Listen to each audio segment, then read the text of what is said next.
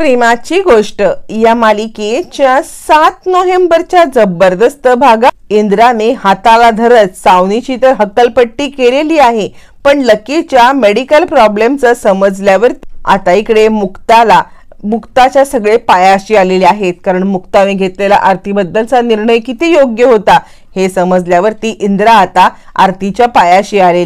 7 नोव्हेंबरच्या भागामध्ये सावनी अगदी टेचामध्ये मॅगझिन घेऊन वाचत बसण्याचा प्रयत्न करत असते। तोपर्यंत तिच्या मोबाईलवरती मेसेज येतो की कोल्हे डॉक्टर प्रदीप कोल्हे अशा नावाचे कोणतेही डॉक्टर एक्झिस्टच करत नाहीयेत आणि या सगळ्यामध्ये तू प्रदीप कोल्हे या नावाचा वापर करून एक खोटे डॉक्टर तयार केलेस। खोटे डॉक्टर तयार करून तू या सगळ्यामध्ये सागर कोळी यांना फसवण्याचा प्रयत्न केलास, त्यांच्याकडून पैसे उकळलेस, लकी कोळीच्या माध्यमातून हे सगळं केलंस हे मला समजलेलं आहे आणि त्याबद्दलचे पुरावे सुद्धा माझ्याकडे आहेत आणि हे पुरावे जर का पोलिसात किंवा सागर कोळी यांना द्यावू नये असं वाटत असतील तर मी सांगेन ती रक्कम मला तुला द्यावी लागेल। असं म्हटल्यावर ती इकडे आता सावनी विचार करते, नाही हे सगळं या व्यक्तीला कसं समजलं? ह्या मूर्ख लकीनेच सांगितलेलं असेल। कोण असेल ही व्यक्ती? लकीने कुणाला सांगितलं असेल? मुक्ता असेल का? मला या सगळ्या प्रकरणाचा सोक्षमोक्ष लावायलाच पाहिजे। हा मूर्ख लकी ना, याला साधी अक्कल नाहीये की काय करायचं ते। असं म्हणत आता मात्र इकडे ती लकीला विचारण्यासाठी त्याच्या रूम मध्ये यायला लागते आणि लकीला या सगळ्यामध्ये क्लिअरिटी मागायला लागते। तोपर्यंत लकी बाहेर ये, काय चाललंय तुझं? असा आवाज वाढवत ती लकीला बाहेर बोलवते। लकी बाहेर तर येतो आणि सावनी काय झालं, का आरडाओरडा करत आहेस? त्यावरती सावनी म्हणते, आरडाओरडा मी करते? अरे तू काय केलंस या सगळ्यामध्ये? तू मुक्ताला जाऊन सांगितलंस ना हे काय मॅटर आहे तो? यावर लकी म्हणतो, तू डोक्यावरती पडलेस का? मी मुक्ता वहिनीला का मॅटर सांगीन? अगं मी मॅटर सांगणं म्हणजे मी या सगळ्यामध्ये चोरी केले आणि मी सुद्धा या प्रकरणामध्ये अडकलोय हे सांगण्यासारखं होईल ना? आणि तुला माहितीये ना, मुक्ता वहिनीला कळलं तर दादूसला पण कळणार आणि या सगळ्यामध्ये दादूस मला काही सोडणार नाहीये। तुला वेळ लागलाय? मी का सांगेन? काहीही बडबडते। असं म्हटल्यावरती आता इकडे सावनीला काही विश्वास बसत नाही।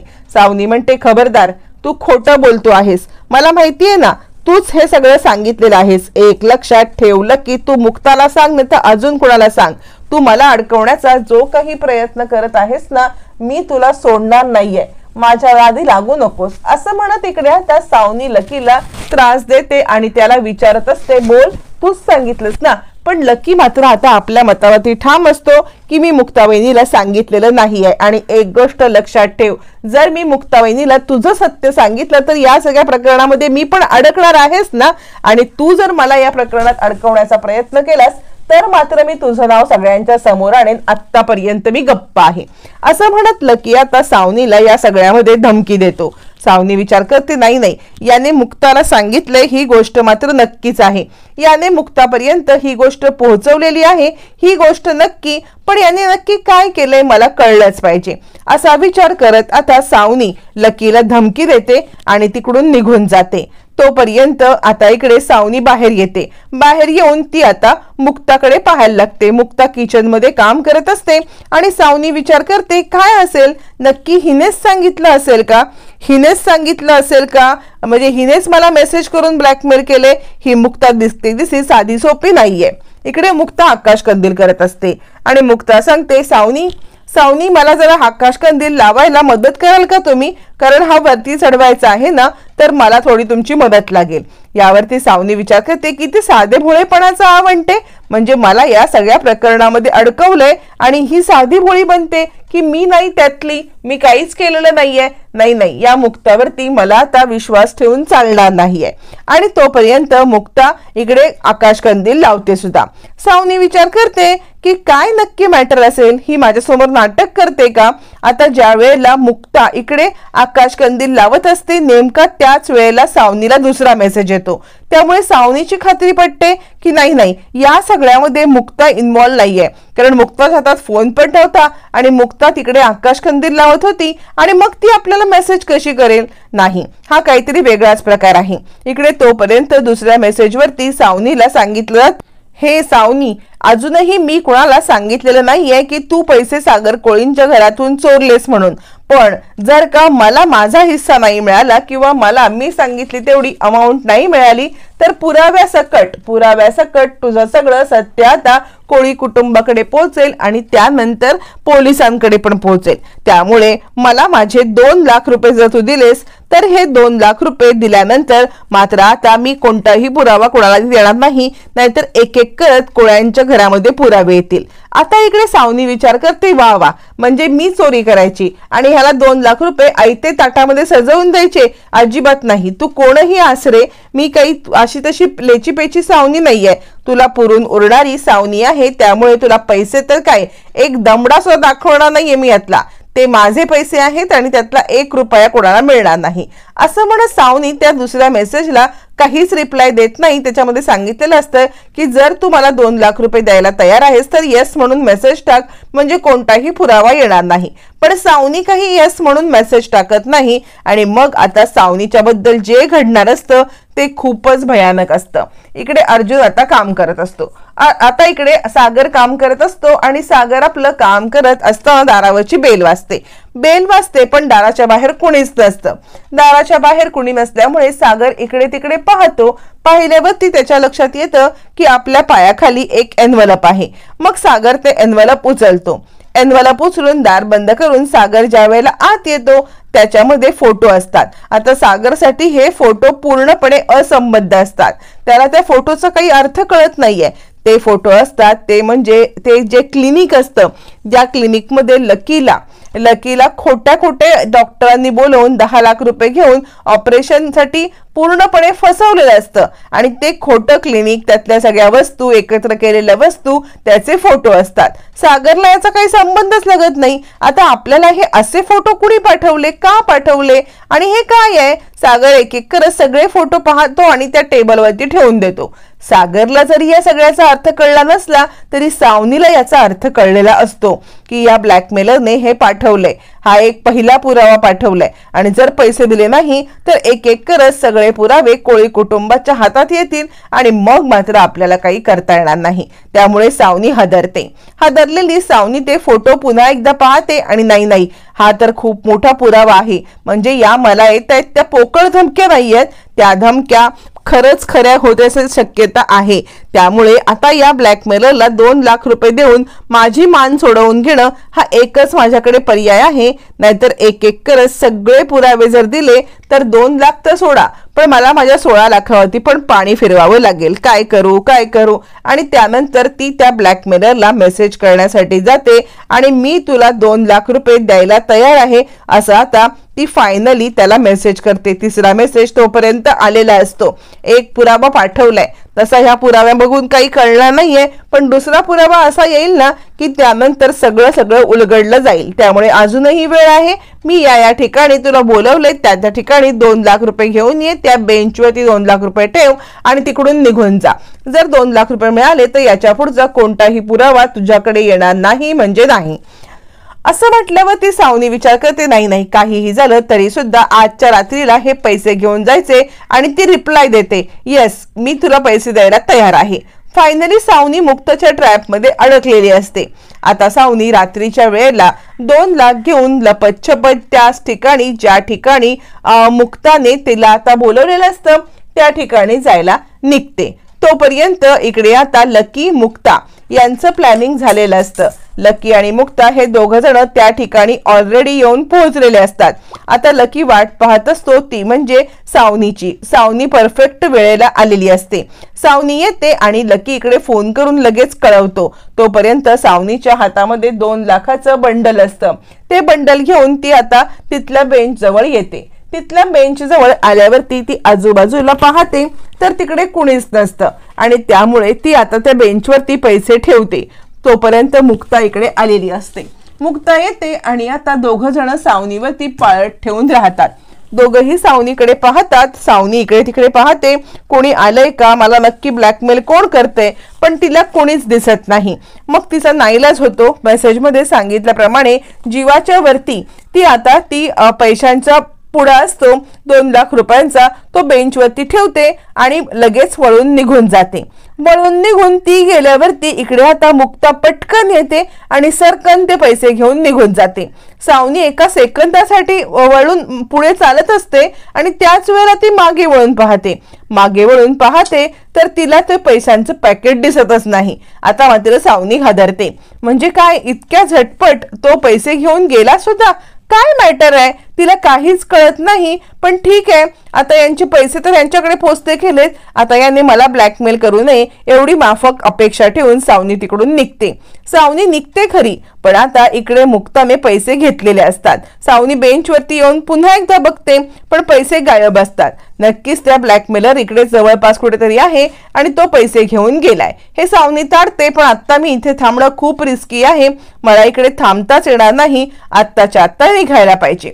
सावनी निघून गेल्यावरती आता इकडे मुक्ता ते पेपर उघडून बघते, ते पॅकेट उघडून बघते आणि त्याच्यामध्ये असलेल्या नोटा पाहते. नोटांवरची खूण बघत मुक्ता म्हणते, हे बघ, सागरचे जे पैसे होते ना, ते पैसे सागरच्या क्लायंटचे आहेत, म्हणून मी त्याच्यावरती एक छोटीशी खूण करून ठेवली होती. ही बघ खूण दिसते लकी, असं म्हणत मुक्ता ती खूण लकीला दाखवते आणि सांगते, म्हणजे आता माझी 100% खात्री पटलेली आहे की सावनीनेच ही सगळी चोरी केलेली आहे. लकी म्हणतो, हो वहिनी, मी तुला सांगतोय ना, हे सगळं सावनीनेच केलंय, पण आपल्या हातात तर फक्त 2 लाख रुपयेच आहेत, बाकीचे 14 लाख.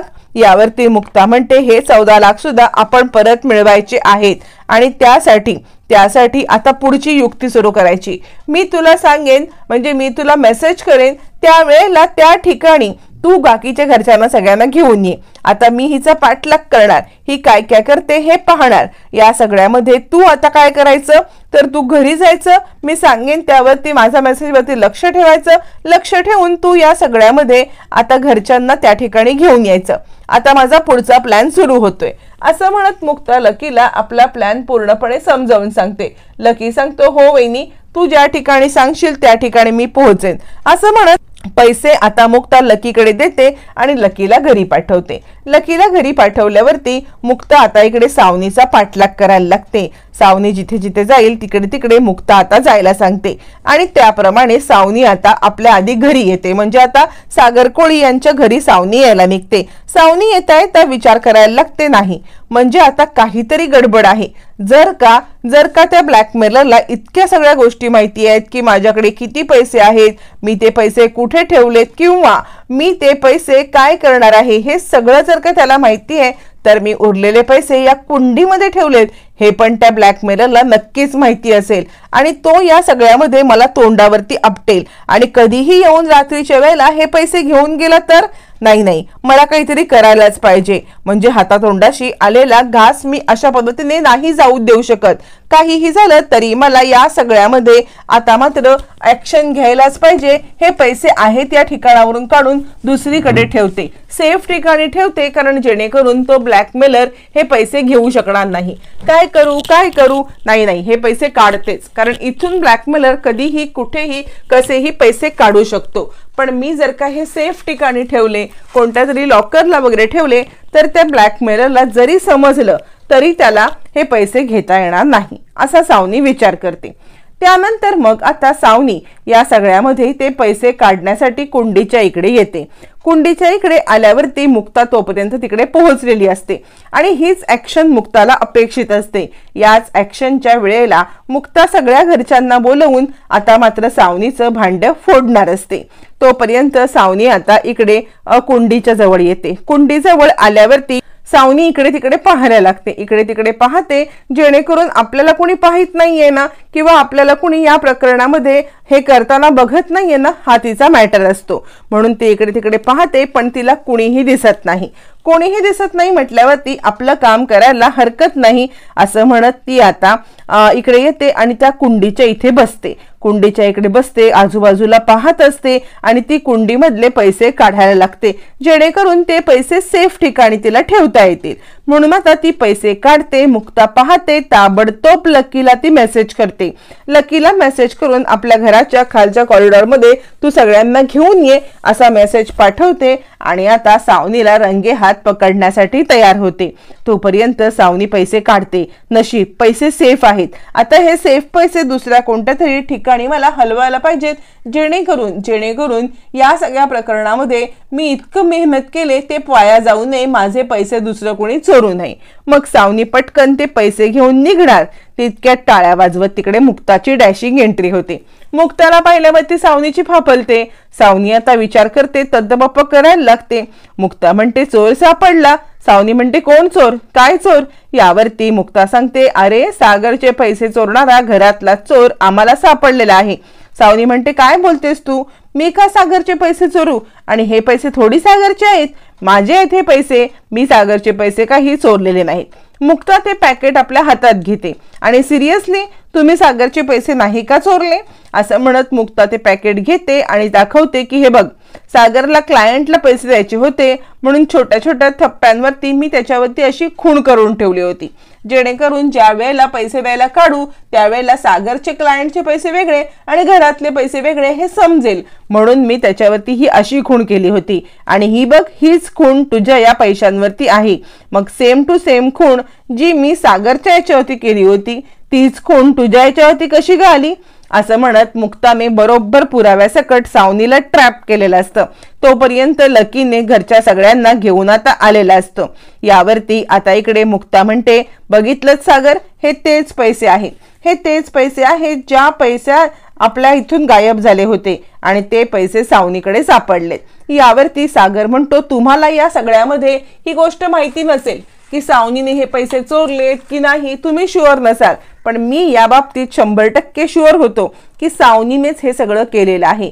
कारण सावनी नावाची बाई इतकी कपटी आहे ना, ती काहीही करू शकते, कोणत्याही खालच्या लेवलला जाऊ शकते. आतापर्यंत इतकी घाणेरडी कारस्थानं करत होती, पण आज या लेवलला जाऊन तिने आपली लायकी सिद्ध केलेली आहे. तुम्हाला तिच्याबद्दल खूप हे वाटायचं ना की सावनी अशी नाही, सावनी तशी नाही, पण ज्या क्षणी पैसे चोरले गेले त्या क्षणी माझा डाऊट हिच्यावरतीच होता आणि तो आता सिद्ध झालेला आहे. असं म्हणत आता फायनली सागर आणि घरचे सगळे हे आता सावनीवरती चिडलेले असतात. सावनी आता गडबडते, काय करू, कशी माफी मागू? यावरती मुक्ता म्हणते, आतापर्यंत सगळं घर तुमच्या विरोधात होतं, तरी सुद्धा मी तुमच्या पाठीशी कायम उभी राहिले. तुम्हाला या कचरा कुंडीतून इकडे आणलं, पण त्याच वेळेला मी तुम्हाला सांगितलं होतं की तुम्हाला आज मी या कचरा कुंडीतून आणलंय घरच्यांच्या विरोधात जाऊन, पण ज्या वेळेला तुमच्याकडून एक छोटी चुकी घडेल ना त्यावेळेला मी स्वतः तुम्हाला या घरातून पुन्हा त्या कचरा कुंडीत पाठवेन. तुम्हाला काहीच नाही वाटलं? ही चोरी नाही केलेत तुम्ही, हा आमच्या विश्वासाचा विश्वासघात केलाय तुम्ही. ज्या घराने तुम्हाला आसरा दिला, ज्या घराने तुम्हाला कचरा कुंडीतून या घरात आणलं, एक सन्मानाने जगायची संधी दिली, त्या घरामध्ये चोरी केलीत तुम्ही. खरं सांगायचं तर तुमच्या या चुकीला आत्ता तरी माफी मिळणार नाहीये. ज्या कचरा कुंडीतून तुम्हाला मी आणलं तिकडेच तुम्हाला मी पाठवून देणार आहे. कारण आता माझ्या घरात अशा चोरांना, अशा गद्दारांना आणि घरातली शांतता भंग करणाऱ्यांना कोणताही आता स्थान नाही. असं म्हणत मुक्ताने फायनल आपला निर्णय सांगितलेला असतो आणि आतापर्यंत ज्या सावनीला मुक्ता प्रोटेक्ट करत असते किंवा ज्या सावनीला घरच्यांपासून वाचवून मुक्ता घरात ठेवत असते तीच सावनी आता घराबाहेर पडण्यासाठी मुक्ता तिला हक्कलपट्टी करत असते. सावनी गडबडते. यावरती आता इकडे मुक्ता सांगायला लागते, माझ्या घरातला आनंद हिरावून घेण्याचा प्रयत्न केलात, घरामध्ये गैरसमज पसरवलेत, लकीला हाताशी धरून त्यालाच त्याच्या घरामध्ये चोरी करायला लावलीत, त्यानंतर त्याला फसवलं, त्याला इतक्या मोठ्या मॅटरमध्ये अडकवलं आणि त्या संधीचा फायदा घेतलात, त्याच्या दुःखाचा फायदा घेतलात आणि इतकं सगळं केलं. तुम्हाला लाज नाही वाटत का? हे सगळं करताना तुम्हाला तुमच्या मनाने एकदा पण हे नाही विचारलं की ज्या घरामध्ये आपण राहतो त्याच घरामध्ये आपण कसं हे करायचं? असं म्हणत मुक्ता सांगते, बाद झालं, या घरात तुम्हाला आता थारा नाही, आत्ताच्या आत्ता माझ्या घरातून चालतं व्हायचं. आता मुक्ताच आपल्याला वाली राहिली नाही म्हटल्यावरती सावनी हादरते. काय करू? कुणाकडे भिका मागायच्या? मग सावनी सागरकडे येते. सागर, तू तरी सांग ना, तू मुक्ताला थांबव ना, तू मुक्ताला सांग की असं काही करू नकोस म्हणून. खरं सांगते या सगळ्यामध्ये मी सुधारले रे. सागर, तू बोल ना. सागर मुक्ताकडे पाहत म्हणतो, तुम्हाला सांगितलं मी कुत्र्याचं शेपूट वाकडं ते वाकडंच राहतं, ते कधीही सरळ होत नाहीये. तशीच ही सावनी आहे. ही आयुष्यात कधी सुधारणार नाहीये आणि ही गोष्ट तुम्ही ऐकून नाही घेतली, त्यामुळे तुम्ही हिला घरात ठेवलं. पण आता हिचं खरं रूप समजल्यावरती हिला आपल्या घरात ठेवायचं नाही. अजिबात ही आपल्या घरात राहणार नाहीये. चालती हो सावनी, असं म्हणत सागर सुद्धा आता इकडे सांगतो की या सगळ्यामध्ये तुला या घरात ठेवून आम्ही खूप मोठी चूक केली, आत्ताच्या आत्ता चालती हो, असं म्हणत फायनली सागर आणि मुक्ता या दोघांचं एकमत झालेलं असतं आणि आता सावनीला हकलून द्यायचं हे सगळं समजलेलं असतं. पण सावनी सांगते, असं काय करतो सागर, अरे आदित्य आहे तो, माझ्याशिवाय कसा राहील. यावरती इंद्रा म्हणते, बाद झालं आत्ता तर तुझं काय मला ऐकायचंच नाही. स्वाते जा, तो माझा कोयता आण, करा करा हिला कापूनच टाकते. आता हिचं काय मी ऐकणार नाहीये. माझ्या घरात संसारात धुळधाण करण्याचा हे एक निर्णय ही सोडत नाहीये. यावरती स्वाती म्हणते, मम्मी कुठे लक्ष देतेस ग, कुठे तिच्या नादी लागतेस. हे बघ, तिला हकलून दिलं की संपलं. हिच्या नादी इतकं लागण्या इतकं, हिला महत्व देण्या इतकं काही नाहीये. तू सोडून दे बरं हिला, असं म्हणत स्वाती आता इंद्राला शांत करते. इंद्रा म्हणते, नाही, हिने माझ्या घरामध्ये येऊन नेहमी शांतता भंग केले. आता हिला या घरात मी ठेवणार नाही. यावरती सागर म्हणतो, हो, ही या घरात राहणार नाही. हिला आता कुठे पण जाऊ दे, हिला काहीही करू दे, पण या घरात हिला स्थान नाही. फायनली सगळ्या घरच्यांचं एकमत झालेलं असतं. आता इकडे सावनी विनवण्या करत असते की मला घरातून बाहेर काढू नका, मला घरातून बाहेर काढू नका, मी कुठे जाईन, मी कुठे राहीन, माझ्याकडे आसरा पण नाहीये. अशी विनवणी करणाऱ्या सावनीला कोणीही भीक घालायला तयार नसतं. सावनीकडे रडण्या वाचून पर्याय नसतो. त्यानंतर घरामध्ये आल्यावरती इंद्राला आता इकडे लकीचा मॅटर कळतो. म्हणजे लकीच्या बाबतीत जे काही घडलंय, लकीने का पैसे चोरले, 10 लाख रुपये डॉक्टरांना ऑपरेशनला कुठच्या देणार होता, किंवा लकी बाप बनू शकणार नाही, हे सगळं सत्य आता इंद्राला समजतं आणि इंद्रा रडायला लागते. माझा लकी सुधारण्याचा प्रयत्न करतोय तर त्याला सुधारण्याची संधीच मिळत नाही, म्हणून इंद्राला खूप वाईट वाटत असतं.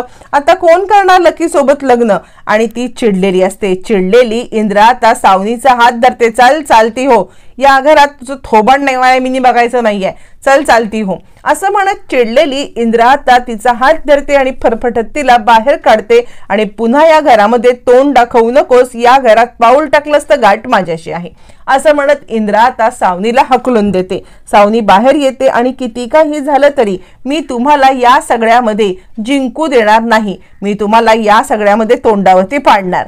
तोपर्यंत घरामध्ये सगळे लकीच्या लग्नाचा विचार करायला लागतात. आता लकी बाप बनू शकणार नाही, मग लकीशी लग्न कोण करणार. त्यावरती इंद्रा सांगते, एक मुलगी आहे, ती म्हणजे आरती. आरती लकीला या सगळ्यात माफ करून त्याच्या बाळाची आई सुद्धा होणार आहे. काहीही करून आरतीला आपल्याला या घरात आणलेच पाहिजे. आता इथे इंद्राचा स्वार्थी विचार येतो. आतापर्यंत लकीला लग्न नाही करायचं म्हणून ती तयार नसते, पण आता मुलाचं कळल्यावरती आरती आयतं मूल घेऊन येणार म्हणून ती आरतीला आणायला निघते. तोपर्यंत इकडे आता फोन करून सावनी तिला घडलेला प्रकार सांगणार असते. आता हे सगळं कळल्यावरती सुद्धा आरती या सगळ्यामध्ये आता लग्नाला तयार होणार का, हे येणाऱ्या भागातच कळणार आहे.